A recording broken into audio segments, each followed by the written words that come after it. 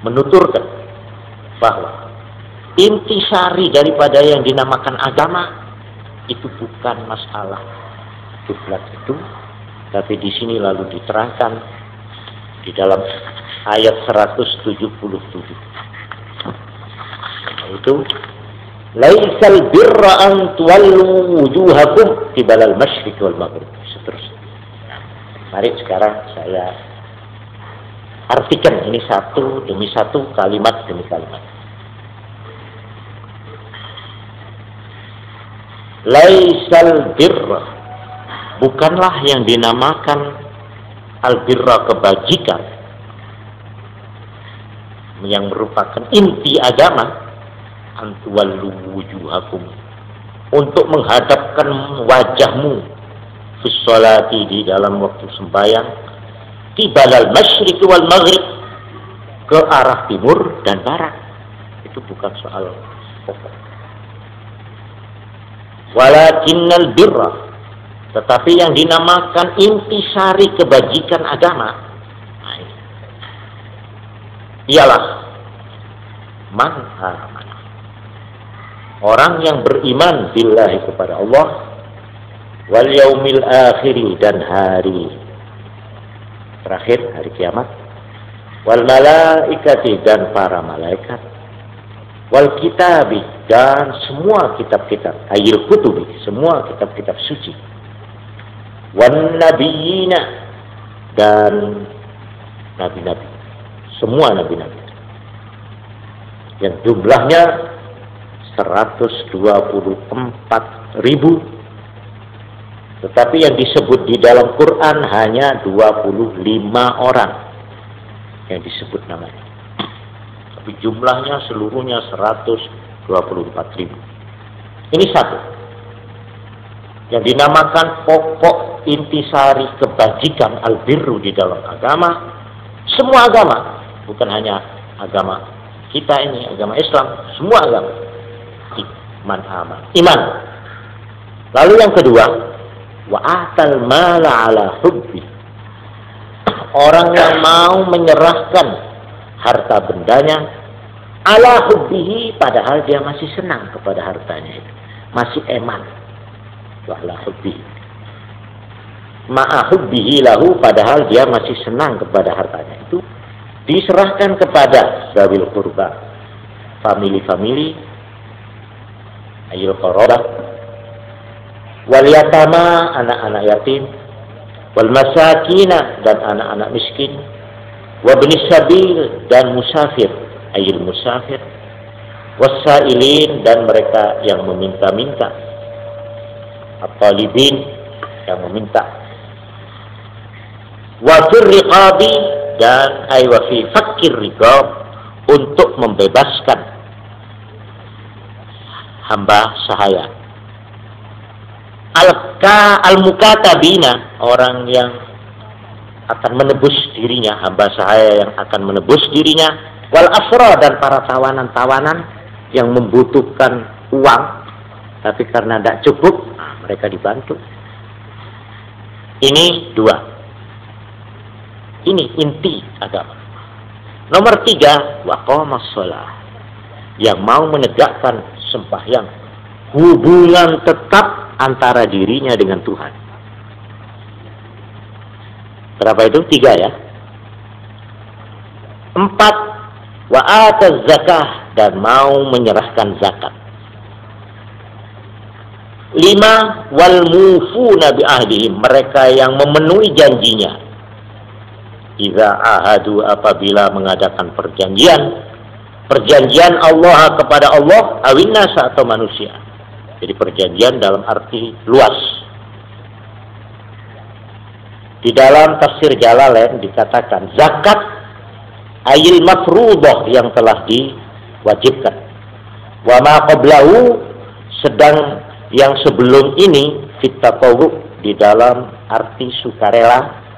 Wa atal mala, menyerahkan uang, itu sukarela. Tapi kalau ini wa ataz zakata, wajib.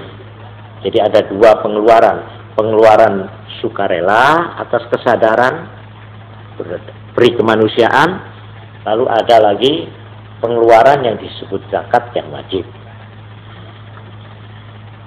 Kemudian selanjutnya wassabirin, orang yang tabah. Fil ba'sa'i wad-dharra'i wa hiyas. Tabah dalam 3 keadaan. Ini sengaja disebut 3 ini karena dalam keadaan 3 ini diperlukan ketabahan yang tinggi sekali, yaitu fil ba'sa'i, di dalam syiddatil faqri, sangatnya kemelaratan, dalam arti material, tidak punya uang, melarat, tapi tabah. Ini 1. 2, keadaan wad-dharra'i, dalam keadaan sakit parah.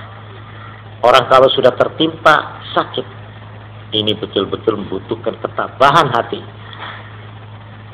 Dan yang ketiga, keadaan wahinal ba's, pada saat berperang, campuh. Jadi pada waktu menghadapi waktu syiddatul qital, waktu hebat-hebatnya peperangan fisabilillah di dalam membela agama Allah. Inilah intisari daripada agama. Bukan masalah menghadap kiblat, itu kan soal menghadap saja. Bisa saja dirubah-rubah itu oleh Tuhan tentunya, ya. Itu seperti yang terjadi di zaman Nabi, dirubah kiblat itu bukan soal prinsip. Malah Tuhan mengatakan, jangan kamu mengira bahwa kalau orang menghadap ke Baitul Maqdis itu menandakan Tuhan itu ada di Baitul Maqdis. Tidak. Kemudian dipindah oleh Tuhan, dirubah menghadap ke Ka'bah. Itu tidak berarti bahwa Tuhan berada di Ka'bah. Tidak. Itu hanya satu lambang untuk menyatukan hati. Tapi sebenarnya Allah di mana? Ainama tuwallu fatamma wajhullah. Kemana saja kamu berpaling menghadap, di sana Tuhan. Bukan soal yang pokok itu ini. Nah, ini diterangkan.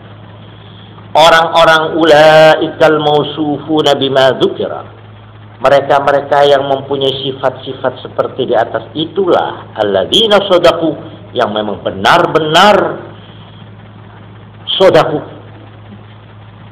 bersungguh-sungguh jujur di dalam beragama. Orang yang setia terhadap agama yaitu yang mempunyai sifat-sifat di atas. Benar fi imanihim, di dalam imannya, awiddia'il birri, atau di dalam hal mengaku mengaku mempunyai kebajikan agama, sudah memiliki intisari agama. Nah, itu orang yang bersifat seperti tadi itu. Wa ulaika humul muttaqun, dan mereka itu pula lah yang disebut takwa. Muttaqun, orang yang benar-benar takwa kepada Allah. Ini ayat 177 berlaku untuk semua golongan agama. Ya, ditujukan kepada golongan Yahudi yang membuat ribut masalah perubahan kiblat. Juga ditujukan kepada golongan orang musyrikin di Mekah yang juga mengobarkan masalah perubahan kiblat ini dengan mengatakan, bagaimana Muhammad itu kiblatnya menghadap ke Ka'bah, tapi mereka tidak mau mengikuti agama kita, agama musyrik.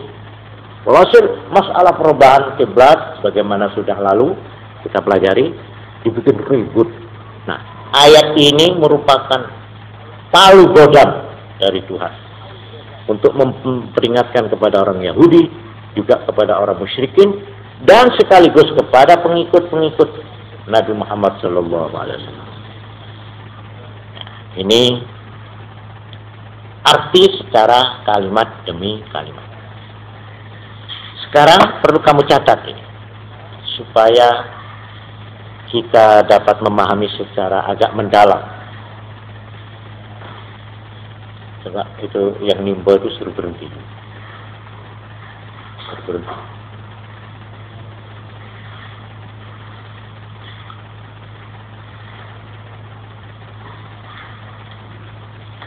Satu kata yang digunakan di dalam ayat ini yang perlu dikupas, yaitu kata-kata albirru. kata-kata albirru ini banyak disebut-sebut di dalam Al-Quran, bukan hanya di dalam ayat ini. Umpamanya ayat wa ta'awanu 'alal birri wat taqwa. Ada lagi ayat lan tanalul birra hatta tunfiqu mimma tuhibbun. Ada lagi ayat lain, atamuruna nasa bil birri wa tansawna anfusakum. Ada lagi disebut dalam ayat yang lain, wa tanajau bil birri wat taqwa. Ini kata-kata albirru di dalam Quran banyak disebut di dalam beberapa ayat dan surat. Malah Tuhan sendiri disebut wal barrur rahim. Bukan saja Tuhan, malaikat pun dinamakan barrun. Kiramin baroroh. Juga dari kata-kata albirru, hamba-hamba Tuhan yang setia, yang takwa disebut inna abroro lafi na'im. Ini abror dari kata-kata albirru.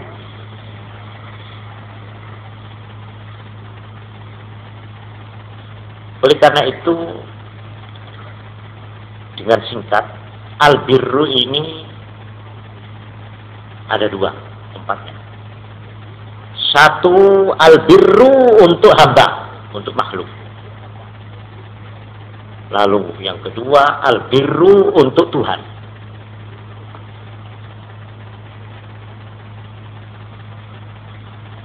Dengan menggunakan ayat-ayat yang menyebut tentang albirru di dalam Quran, ya macam-macam surat dan macam-macam ayat, maka bisa diambil kesimpulan bahwa yang disebut atau yang dimaksud dengan albirru, yaitu untuk hamba, adalah merupakan himpunan. Sekali lagi saya ulangi, sekumpulan, himpunan dari yang namanya kebajikan-kebajikan yang meliputi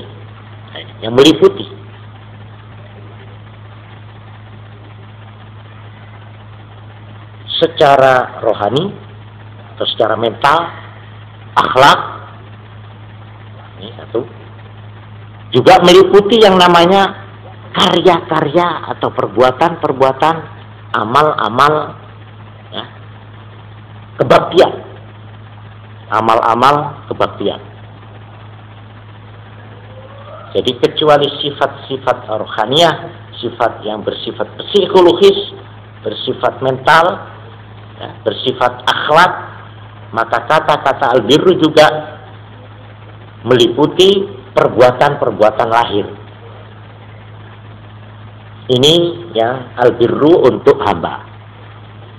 Lalu kata-kata albirru untuk Tuhan, artinya wassawab warridha wal mahabbah, memberi pahala, menyatakan senang dan ridhanya Allah dan cintanya. Jadi pahala, keridhaan dan kecintaan Tuhan itu disebut albirru. Nah, titik.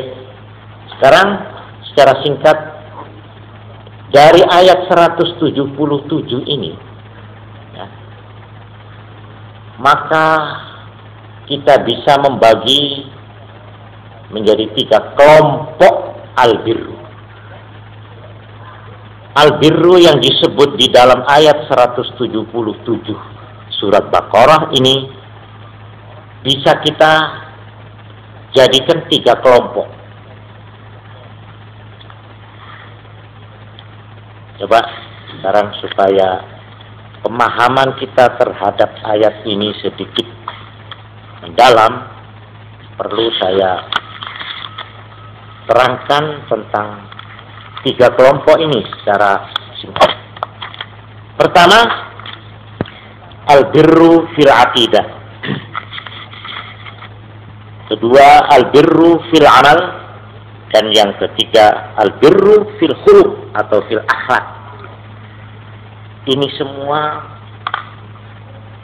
tersimpul di dalam ayat ini. Ayat 177 dari surat Al-Baqarah. Apa itu yang dimaksud dengan al-birru fil aqidah? Di dalam ayat ini dijelaskan 5 unsurnya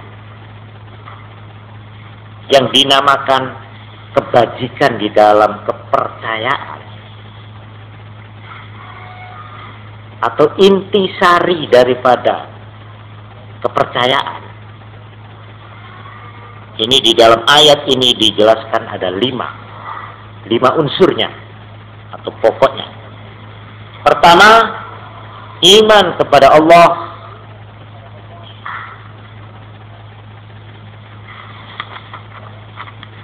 di dalam 2 segi. Percaya kepada Allah dengan sifat rububiyahnya, dan yang kedua, percaya iman kepada Allah dengan sifat uluhiyahnya. Artinya rububiyah, Tuhan sajalah yang menciptakan segala-galanya, yang memberikan pertolongan, yang memberikan an-nafi'ud dar, yang memberi keuntungan, memberikan kecelakaan, yang mengangkat orang, yang menjatuhkan, yang membuat mulia, membuat hina, yang menggenggam, yang melepas, yang berkuasa. Ini semua rububiyah. Kemudian uluhiyah dalam arti kita memulangkan segala-galanya kepada Tuhan, minta kepada Tuhan, menyembah kepada Tuhan.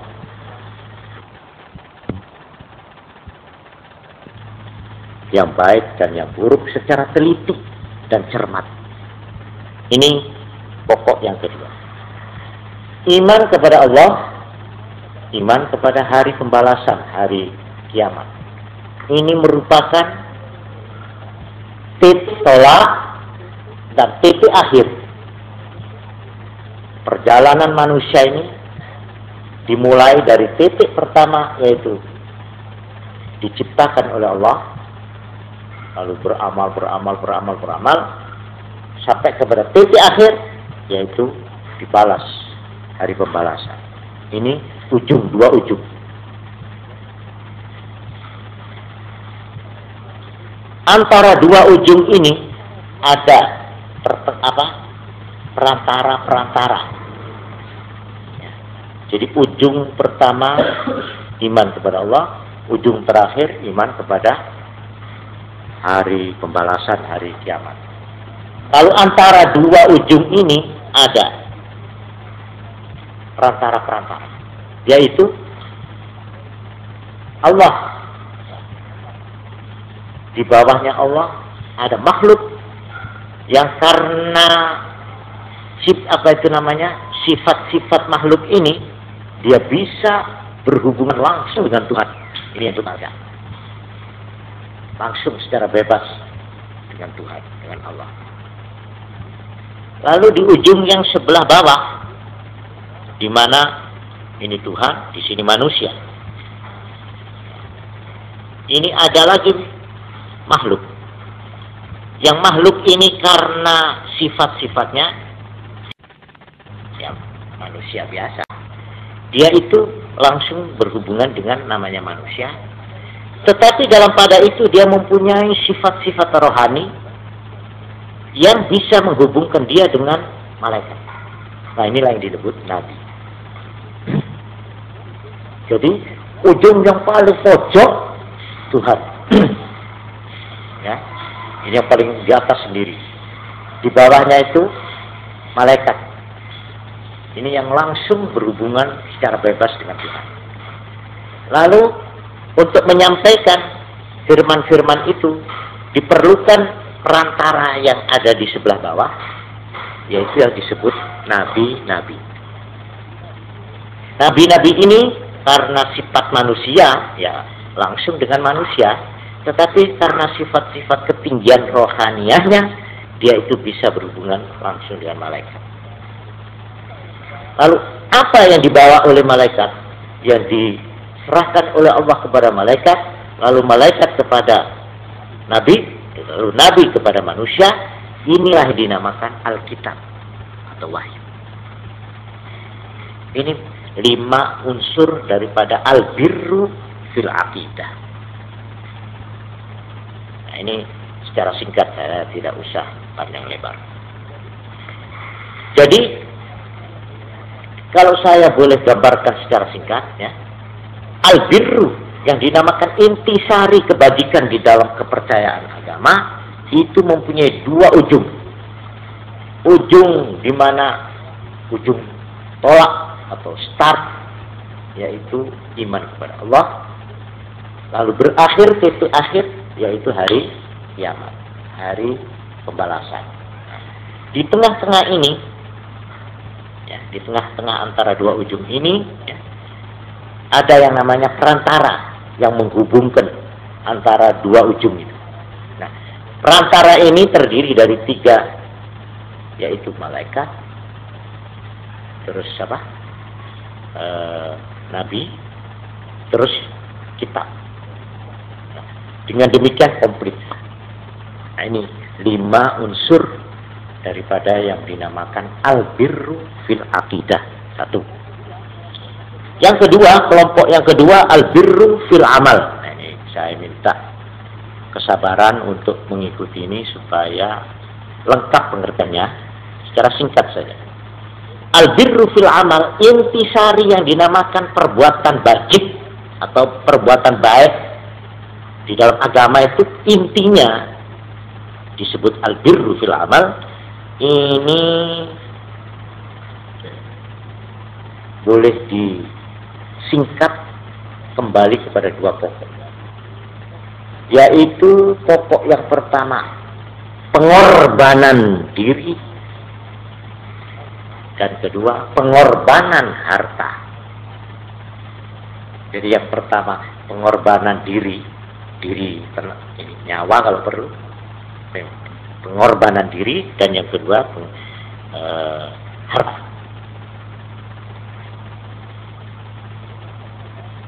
Ini yang pokok. Pengorbanan diri ini dilambangkan di dalam ayat ini dengan disebut as-shalah, sembahyang. Ini penyerahan, pengorbanan, pemasrahan diri. Ini disebut di dalam ayat ini sholat pertama. Memang sholat itu lambang daripada penyerahan seorang hamba yang mengadakan hubungan permohonan kepada Tuhan. Ini penyerahan yang dimulai dengan kata-kata Allahu Akbar, hanya Allah lah yang maha besar. Ini penyerahan diri. Lalu penyerahan harta digambarkan di dalam ayat ini di dalam 2 bentuk. 1, wa atal mala ala hubbihi, dan yang kedua wa atal zakah. Pengorbanan harta secara sukarela berdasar atas kesadaran batin seseorang, dan yang kedua berdasar atas kesetiaan menjunjung tinggi perintah, yaitu kewajiban zakat. Ini pokok daripada albirru fil amal, di dalam amal. Lalu selanjutnya di situ diterangkan penggunaannya untuk siapa-siapa, itu diterangkan ya untuk keluarga itu. Seterusnya pada ibnu sabil, kepada tawanan atau hamba sahaya, wafir riqab, dan seterusnya. Nah, sekarang yang ketiga, ini terakhir, albirru fil khuluq. Albirru fil khuluq atau intisari kebajikan di dalam akhlak. Di dalam ayat ini dipulangkan kepada dua pokok juga, yaitu pokok pertama memenuhi kewajiban. Ini satu. Yang di dalam ayat ini dikatakan wal mufuna bi ahdihim idza ahadu. Memenuhi janji apabila mereka sudah mengadakan perjanjian, baik perjanjian itu kepada Tuhan maupun perjanjian dengan manusia. Ya, jadi perjanjian antara hamba dengan Tuhannya, perjanjian antara manusia dengan manusia temannya, atau perjanjian antara negara dan negara, atau perjanjian antara golongan dan golongan, perjanjian antara masyarakat dengan masyarakat yang lain. Ini pertama, ini pokok pertama, menunaikan atau memenuhi kewajiban. Ini satu. Lalu yang kedua, pokok mengatasi dan menghadapi bencana dan rintangan-rintangan dalam hidup dengan mengatasi dengan gagah. Ya. Ini yang kedua, pokok yang kedua, menghadapi dan mengatasi. Mengatasi itu artinya mengalahkan, menundukkan rintangan-rintangan yang berupa bencana-bencana, di mana tadi sudah saya terangkan bencana yang paling hebat yaitu 3. Bencana kalau kita itu ditimpa dalam arti material, bencana habis musnah sampai jadi orang melarat, atau yang kedua dalam arti sakit sehingga tidak berdaya, dan yang ketiga dalam waktu menghadapi peperangan. Yang digunakan dalam ayat ini adalah kata-kata wassobirin, sobar. Ini pokok al-birru fil khuluq yang kedua. Sobar ini jangan diartikan tunduk dan menerima tanpa mengadakan perlawanan, tanpa ada usaha. Itu namanya fatalisme. Itu tidak dibenarkan oleh agama. Menyerah kalah dalam arti tunduk, ya, dan tidak mengadakan usaha ikhtiar untuk mengatasi, itu bukan sabar. Sabar menurut ayat ini ialah perjuangan untuk menghadapi ini rintangan-rintangan. Kalau boleh saya katakan, ketabahan untuk mengadakan perlawanan dengan mencari usaha-usaha untuk membebaskan diri daripada rintangan-rintangan. Rintangan dalam arti yang seluas-luasnya, tapi di sini yang ditonjolkan adalah 3. Dalam 3 keadaan ini diperlukan ketabahan dan sifat gagah dari seseorang yang menyebut dirinya orang beragama untuk mengatasi dan mengalahkan 3 keadaan itu, yaitu di sini diterangkan fil ba'sa, di dalam kefikiran penderitaan material. Di sini diperlukan ketabahan. Orang yang di dalam ba'sa, di dalam penderitaan material, dia sanggup memelihara imannya, dia sanggup mengatasi kesulitannya. Ini orang namanya menggenggam al-birru fil khuluq, intisari kebajikan di dalam akhlak agama. Ini ya keadaan yang pertama. Keadaan yang kedua disebut di sini wadarra, di dalam keadaan sakit bagaimanapun dia tidak kehilangan Tuhan, dia tidak kehilangan iman, dia tidak kehilangan pikiran yang kuat, mental yang kuat untuk berusaha mengatasi. Jangan karena sakitnya itu dia lalu menjadi lupa kepada Tuhan, lupa sampai apapun, menyerah kalah. Itu tidak dibenarkan. Lalu yang ketiga, keadaan yang disebut di sini yaitu wahinal ba'as, pada saat campuhnya peperangan. Memang diperlukan ketabahan mental, sifat gagah. Inilah yang disebut al-birru fil khuluq. Siapa yang memiliki 3 kelompok ini dan mengamalkan dengan tekun dan setia, yaitu al-birru fil aqidah. Kedua, al-birru fil amal. Dan ketiga, al-birru fil khuluq. Ulaika alladziina shadaqu. Mereka lah orang yang betul-betul beragama. Yaitu orang yang beragama, yang sodaku, yang jujur dan sungguh-sungguh. Wa ulaika humul muttaqun. Dan mereka lah yang berhak mengenakan mahkota agama yang disebut takwa. Yaitu mereka itu. Yang bukan saja imannya, tetapi juga perbuatannya. Bukan saja perbuatannya dalam arti kepada Tuhan, tapi juga terhadap sesama. Dalam arti kemasyarakatannya. Bukan saja dalam itu, tapi kejujuran batinnya, ketabahan mentalnya, ketabahan rohaninya.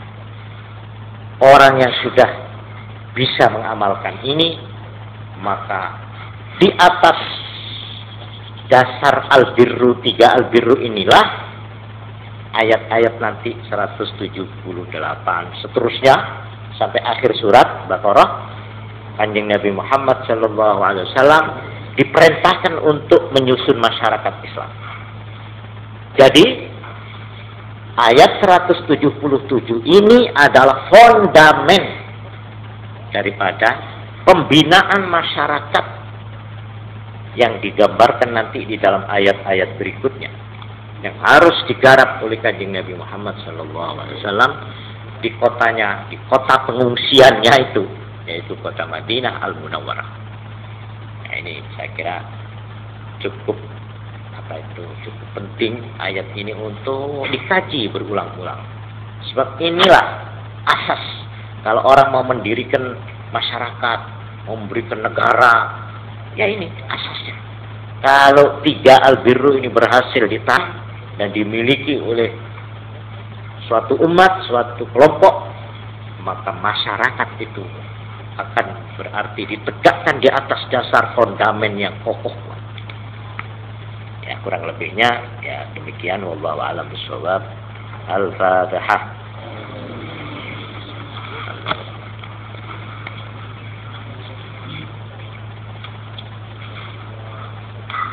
Allahumma shalli ala Muhammad.